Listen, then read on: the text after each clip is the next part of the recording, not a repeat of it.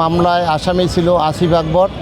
মামলাটা ছিল একটা মাদকদ্রব্যের মামলা। উক্ত মামলায় মোট 3 জন সাক্ষী বিজ্ঞ আদালতে সাক্ষ্য প্রদান করছেন।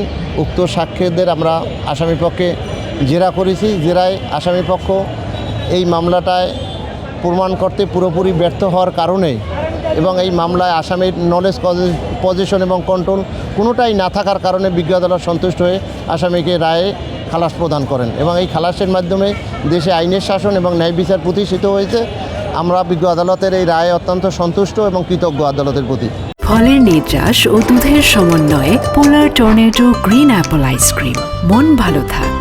না আসিফ আকবর অত্যন্ত সে খুশি হয়েছে। সে নিজে মনে করছে যে একটা হয়রানিমূলক মামলা হওয়া থেকে আজকে 8 বছর এই মামলায় সে অক্লান্তভাবে বিজ্ঞ আদালতে নিয়মিত হাজিরা দিয়েছে এবং মামলায় প্রতিদিনও করছে এবং এর একটা সুফল আজকে বিজ্ঞ আদালতের মাধ্যমে সে পেয়েছে এবং সে অত্যন্ত খুশি হয়েছে।